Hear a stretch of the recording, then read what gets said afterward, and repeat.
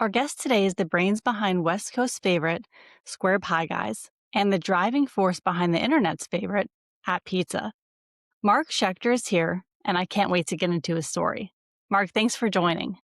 Thank you, Erica. Nice to meet you. Nice to meet you too. I'm so excited that you're here today. I have obviously followed At Pizza forever, and you've helped my family shop so much. And I just want to get into your story. So yeah, where should I start? Well, I usually like to start at the beginning of like where you grew up and how you grew up and that kind of thing. Yeah, I grew up in Great Neck, New York. I got a older sister, you know, two nice parents. I played sports growing up. Was never like obviously I love to eat, and there's great food in sort of in the suburbs of New York City. But yeah, very kind of straightforward childhood in New York, just outside New York City. Awesome. So let's talk about like where your career kind of took you. Yeah, well, I went to University of Miami for college, and then I graduated, and I didn't really have a very clear like career path. And I love golf. I was a golf caddy. That was like my high school job, my college job, and one of the people I was caddying for is like a big like real estate owner in New York City, and he was we were just basically talking, and I was like, oh, I graduated with a marketing degree. He's like, well, one of my tenants runs a market research firm. Like, well, maybe I can put you in touch with them. So they put me in touch with them. The company was called Gazelle Global.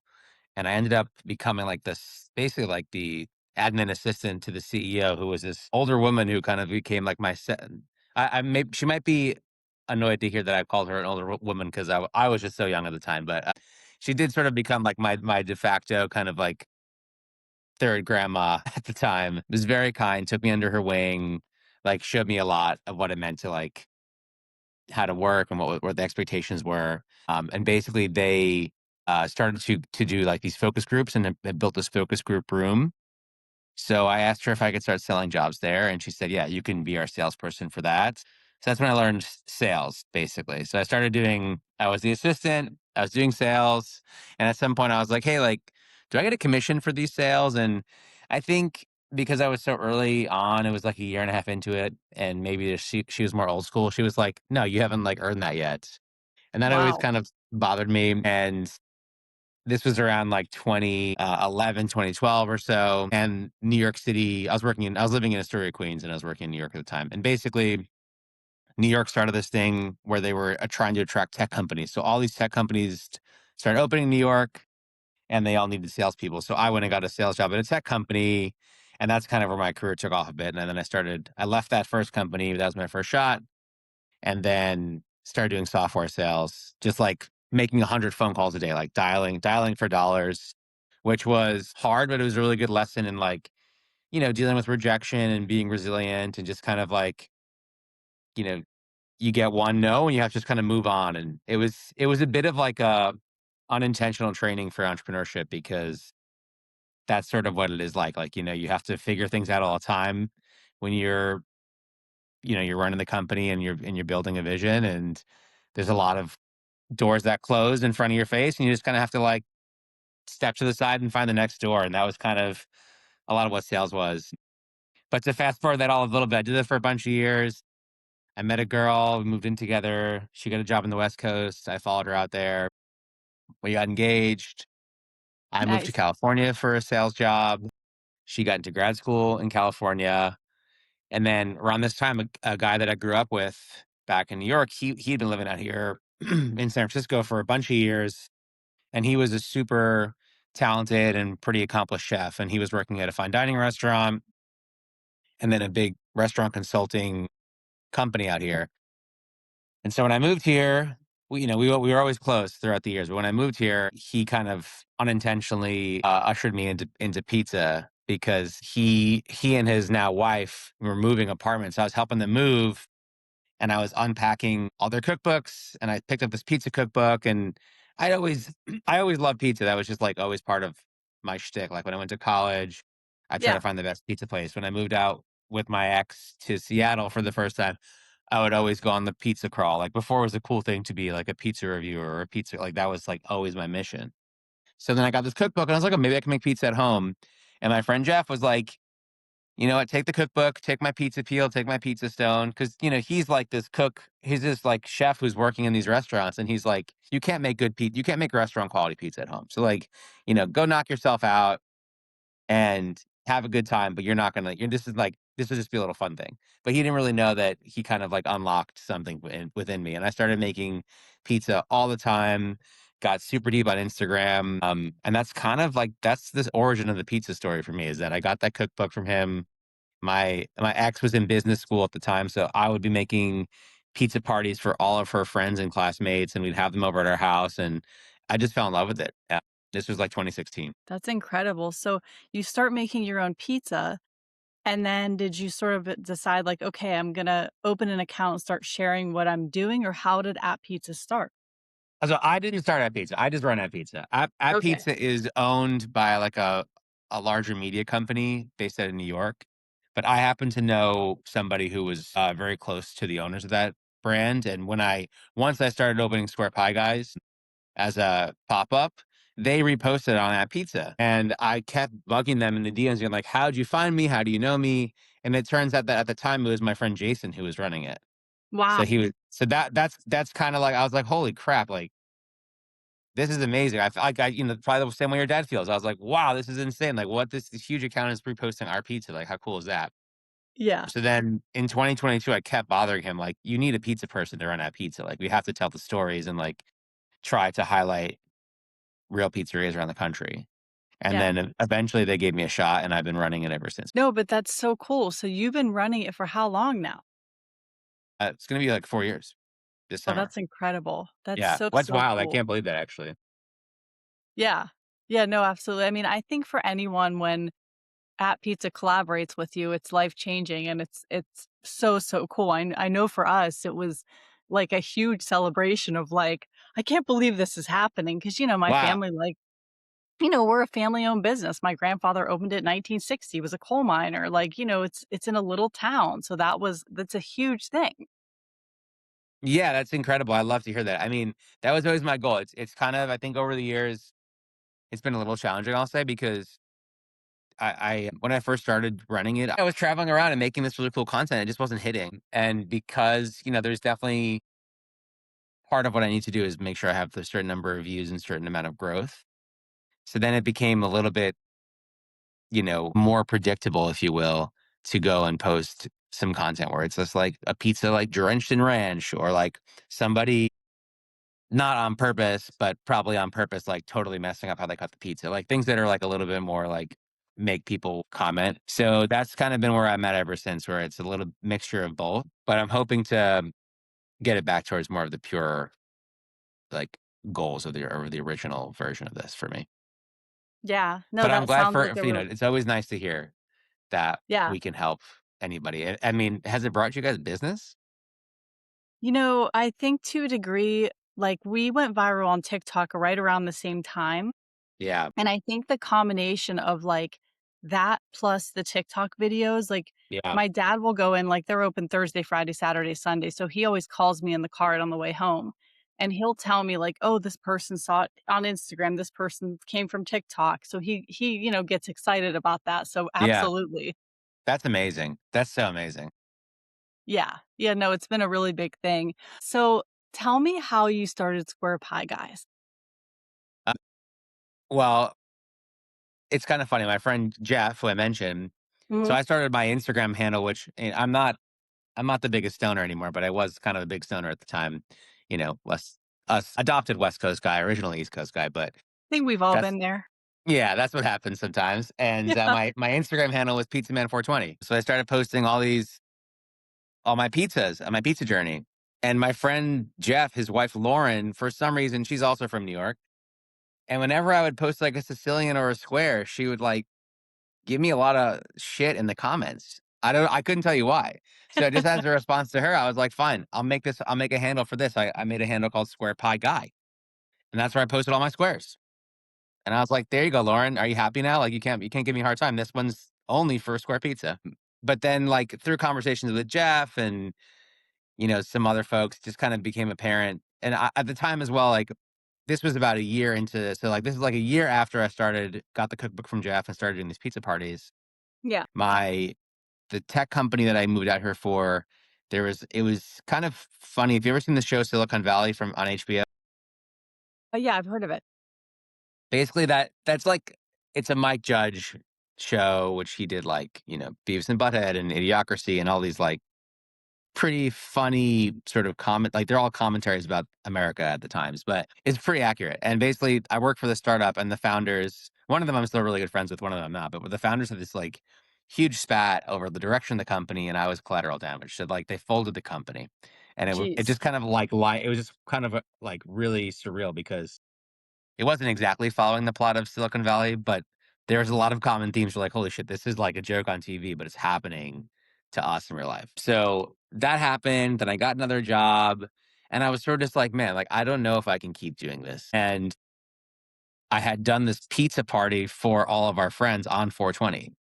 Mhm. And that day, I just cooked pizza all day. Everyone was like, having a good time, let's say, and I was just in our house 8 hours just making pizza after pizza for everybody. It was like the door was open, people were coming and going, it was very fun. And that was the day I kinda realized I wanted to do this for, like, a business, you know? And so I made this account.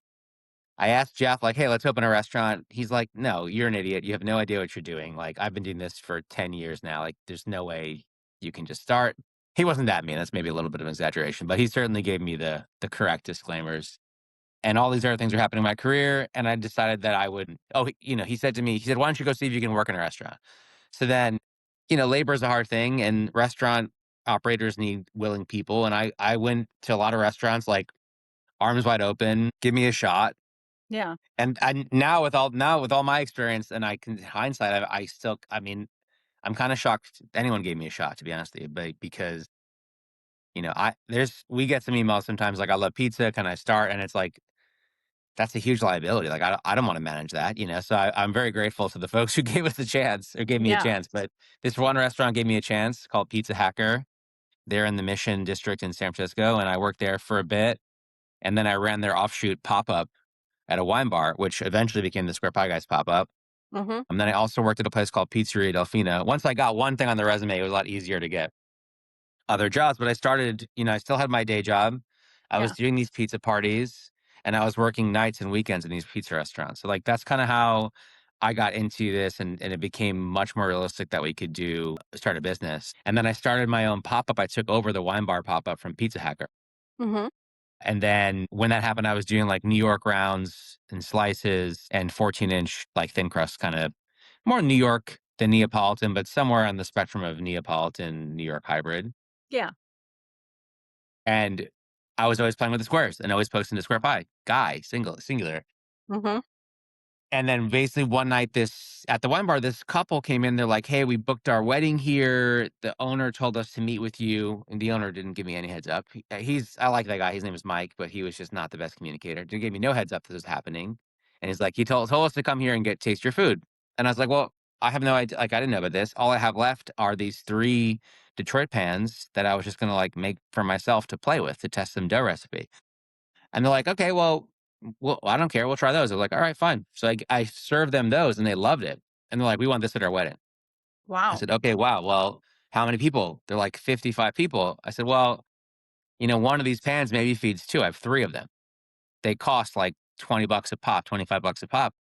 They said, "Listen, just put it in the quote, and we'll make a decision." So I quoted them my time, what I wanted to make, plus the cost of those first like 25, 30 pans, and they said yes. So they bought those pans. That wedding was a huge success. And where I was working, all the pizza places out here did the same kind of pizza. So I was like, why don't we do squares? Like that just seems to make sense. So plus, Yeah. like Jeff was working at this restaurant group they really basically consulted on like scalable concepts. So things you could grow and open more of. So the whole time Jeff was in my ear, like, you need to open something scalable. I don't think you actually want to be the chef owner there every day. You want to open a business that can grow. So those things combined, and that's kind of how we landed on Square Pie Guys. So we started that pop up September of 2018. I had a business partner at the time. We're no longer working together, but that was why it became pluralized, Square Pie Guys. But that was it. Wow, that's so cool. So now, obviously, you said you opened what, 2018? 2018 was when we turned my pop up into the Square Pie Guys pop up, and that was like September. And then by March of 2019, we signed a first lease, which is the location next door to this office here in downtown San Francisco, 7th and Mission. And then we opened the first shop in July 2019. Wow, so that's pre-COVID. So take me through what Yeah. happened at this point. Well, you know, we just like were grinding super hard. We were running the pop up.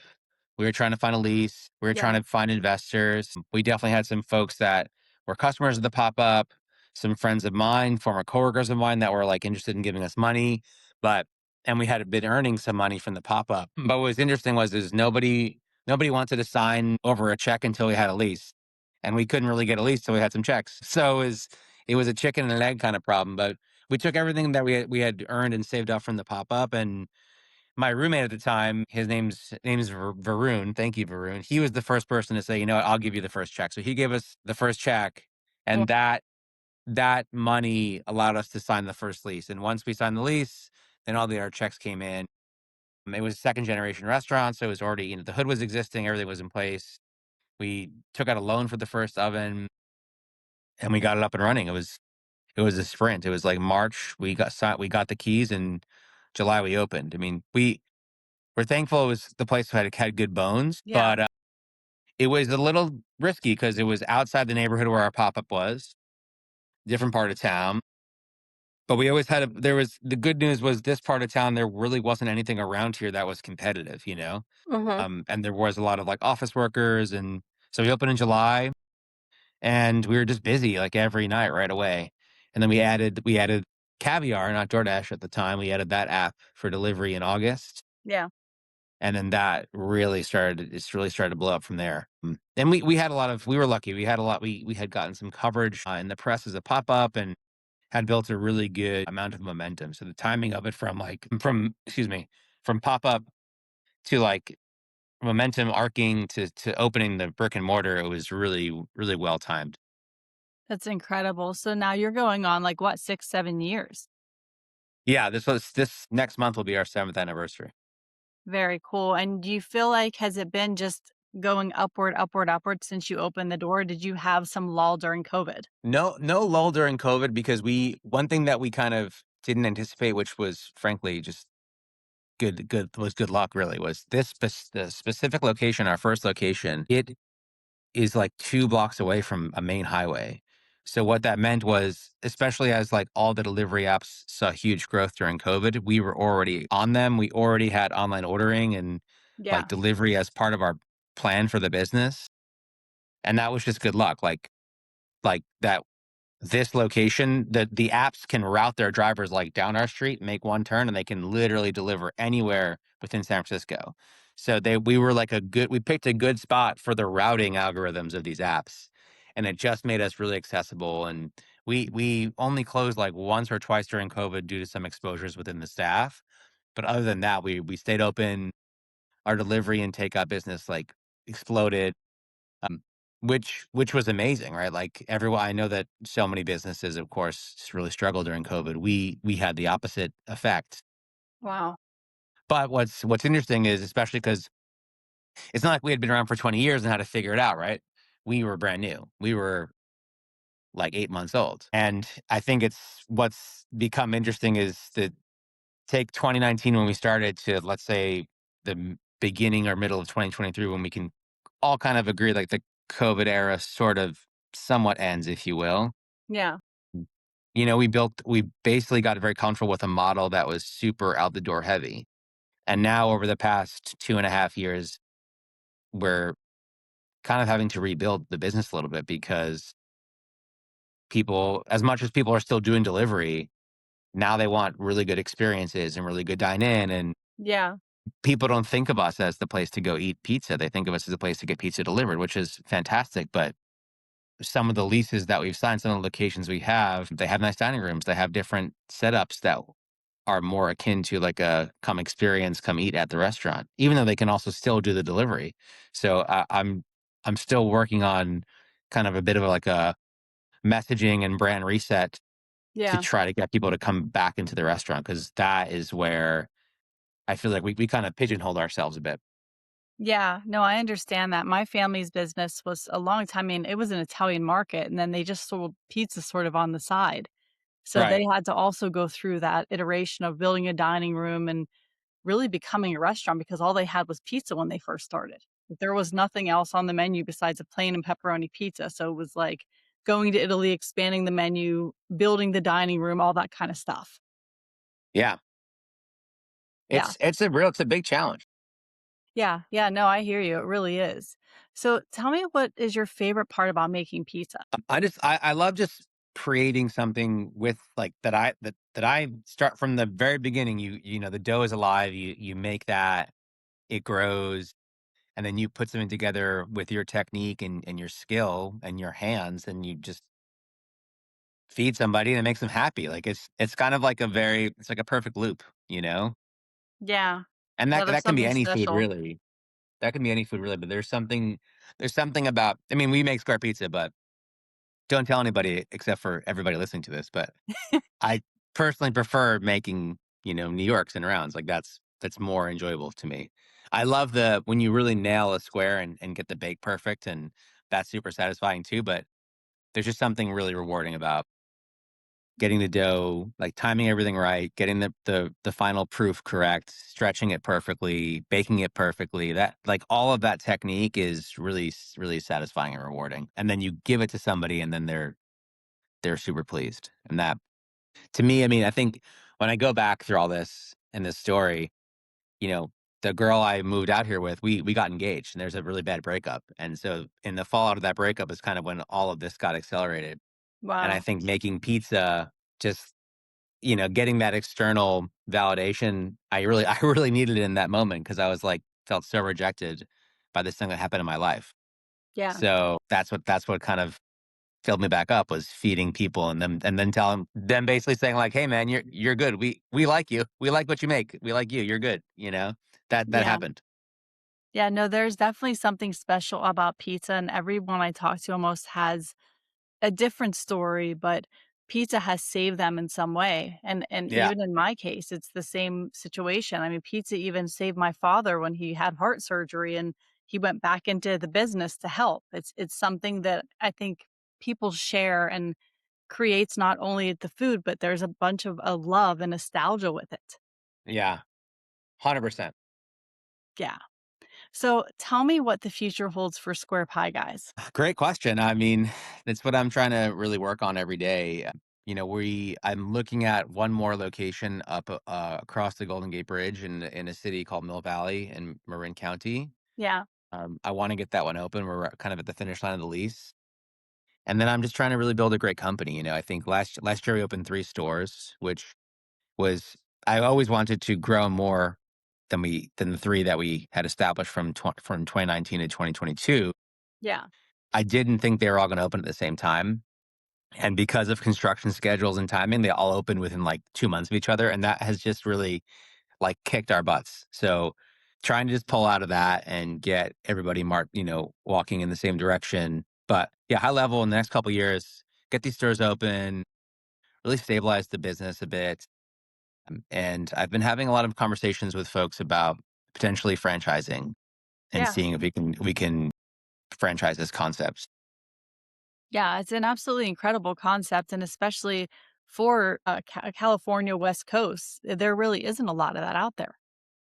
Yeah, yeah. There's a lot like there's plenty of pizza franchises out here, but no one's specializing this way, and no one doing it with like clean and modern branding and a cool vibe. But it's like one thing we've learned when we grew last year, the 3 restaurants, people already perceive us as like a chain or a franchise, even though we're not.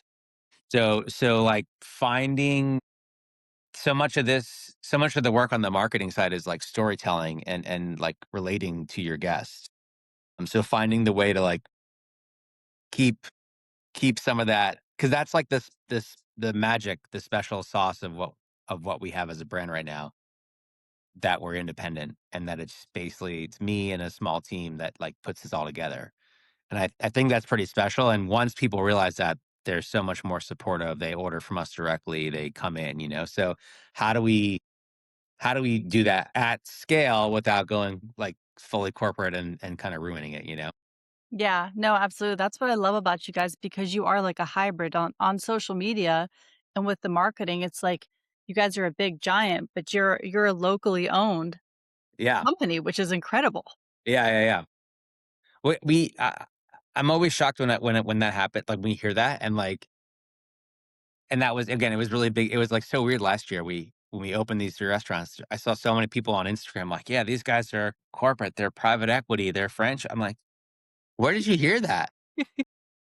But it's like one of those things where, like, we're doing something right, but maybe it's just being received in the wrong way. I don't know, but we're trying. That's, like, one of the big projects of this, let's call it the next 12 months or, 18 months is, like, start to change that narrative. I mean, I just did my first post. We're gonna do, like, a whole series of posts, but Yeah. I did the post, like, "Come with me as I fix a bunch of tech issues at the restaurants," like, that just went up, and I started a Substack this year, but I have not been as consistent as I wanna be, but that's kind of the trajectory is kind of figure that out, try to also, like, we're gonna simplify the menu a bit Yeah.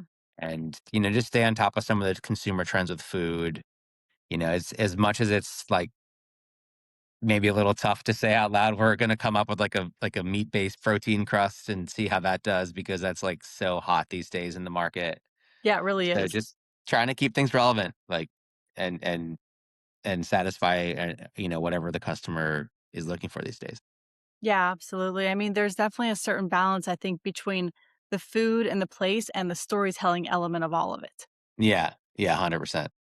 Yeah. How do you feel like your marketing background has helped you? Because obviously you have some very powerhouse accounts.